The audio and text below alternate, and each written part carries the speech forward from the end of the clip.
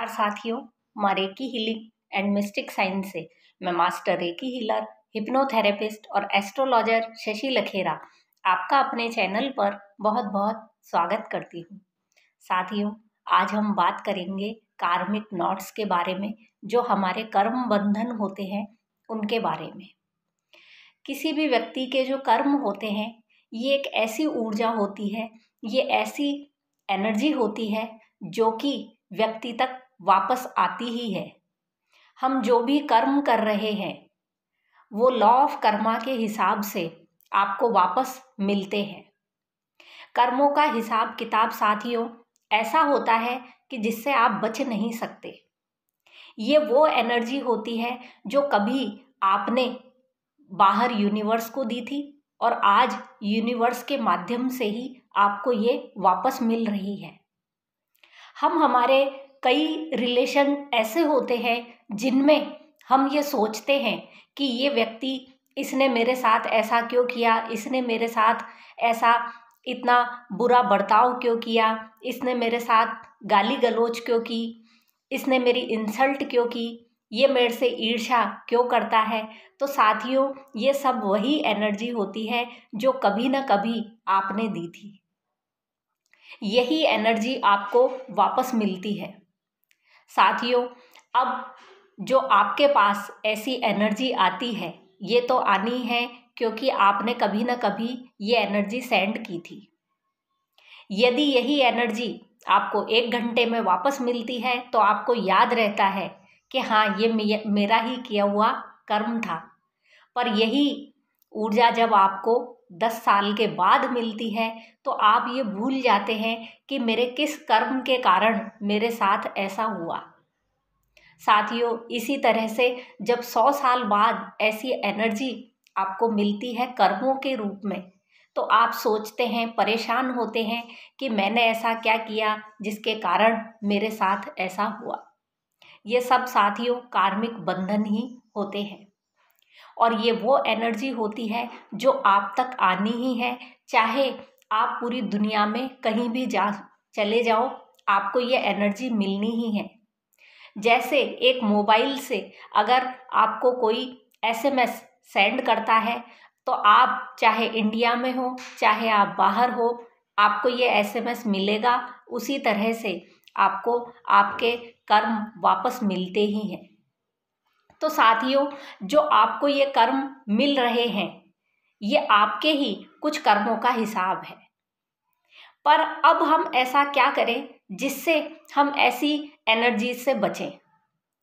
तो साथियों, जो आपके पास एनर्जी आ रही है, आप उस पर ध्यान ना देकर आप जो अब एनर्जी सेंड करने वाले हो, अब जो कर्म करने वाले हो, उस पर ध्यान देना चाहिए। क्योंकि आपका जो नया कर्म होगा वो आपकी चॉइस होती है। आप अच्छा कर्म करेंगे ये आपकी चॉइस है, आप बुरा कर्म करेंगे ये भी आपकी चॉइस है।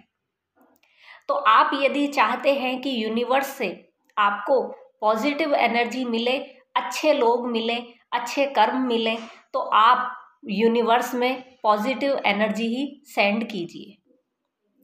आप आने वाले कर्म पर ध्यान देकर आप जो अगला कर्म जो आप करने वाले हैं उस पर ध्यान नहीं देते, और आपको जबकि जो अब आप कर्म करने वाले हैं इस पर ध्यान देना चाहिए।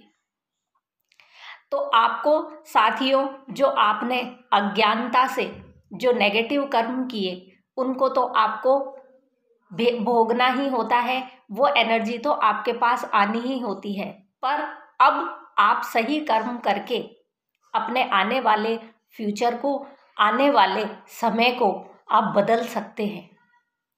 साथियों, आप एक तो लोगों को ब्लेम करना बंद कीजिए कि आपने मेरे साथ ऐसा किया, आपने मेरे साथ ऐसा क्यों किया, मेरी इंसल्ट क्यों की, आप मेरे से जलन क्यों रखते हो, क्योंकि ये सब आपके ही कर्म हैं जो आपके पास वापस आए हैं। तो आज से ही आप नेगेटिव एनर्जी को सेंड करना बंद कीजिए और हमेशा आप, यदि आपके साथ कोई बुरा करता है तो आप तुरंत उसे फॉरगिवनेस दीजिए, आप उसे माफ़ी दीजिए और अपने कर्म बंधन को यहीं ख़त्म कीजिए। इसी तरह से यदि आपसे कोई ईर्ष्या रखता है तो आप भगवान से प्रार्थना कीजिए कि भगवान इसे सद्बुद्धि दे। तो आप जब प्रार्थना करते हैं, आप सामने वाले व्यक्ति के लिए जब दुआ करते हैं, सामने वाला व्यक्ति आपको बुरी एनर्जी सेंड कर रहा है, पर आप बदले में यदि पॉजिटिव एनर्जी सेंड करते हैं तो ये पॉजिटिव एनर्जी ही वापस आप तक आती है। तो आप जब अपने कर्मों में माफ़ी को, ग्रैटिट्यूड को, प्रार्थनाओं को शामिल करते हो तो आपके कर्म निश्चित रूप से बदलते हैं।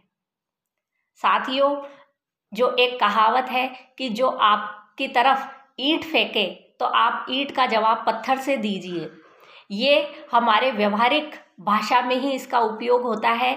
वास्तव में लॉ ऑफ कर्मा के हिसाब से आपकी तरफ यदि कोई ईंट भेजता है तो आपको उसकी तरफ फूल ही भेजने चाहिए, ताकि आपको आने वाले समय में यही फूल मिले।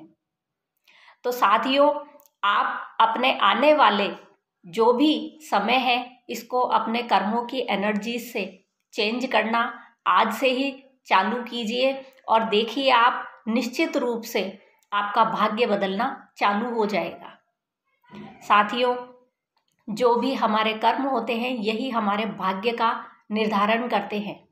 आप अच्छे कर्म करते हो तो आपका आने वाला भाग्य अच्छा होगा, और यदि आप बुरे कर्म करते हो तो निश्चित ही आपका भाग्य बुरी अवस्था में चला जाता है।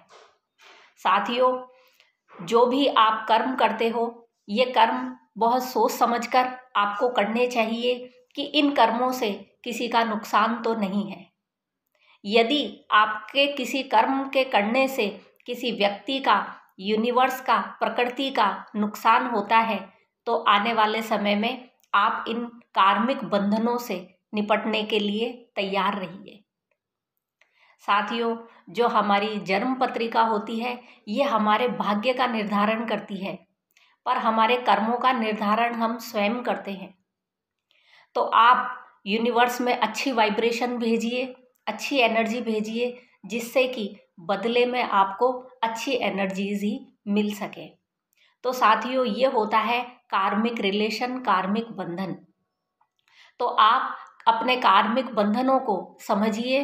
आपको जो भी पीड़ाएं मिली हैं, जो भी दुख मिले हैं, ये सब कहीं ना कहीं आपके ही कर्मों के फल हैं और आपको इनको भोगना ही होता है। आप इनसे बच नहीं सकते।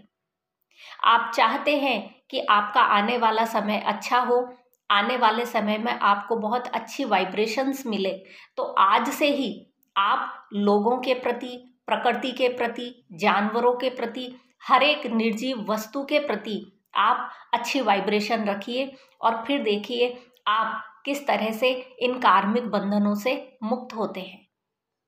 तो साथियों, आज से ही आप अपने इस बदलाव को अपने अंदर लाइए, और यदि आप रेकी हीलर हैं तो आपके लिए ये बहुत ज़रूरी हो जाता है कि इस तरह से आप अपने कार्मिक बंधनों को यहीं पर काटना शुरू कर दें। और जब आप ऐसा करेंगे तो आप पाएंगे आपकी जो हीलिंग कैपेसिटी है, हीलिंग एबिलिटी है, वो कई मात्रा में बढ़ जाती है। साथियों, मेरे वीडियो से यदि रिलेटेड कोई भी जानकारी आपको चाहिए तो आप मुझे कमेंट सेक्शन में कमेंट कीजिए, मैं आपके उत्तर देने का प्रयास करूंगी। धन्यवाद।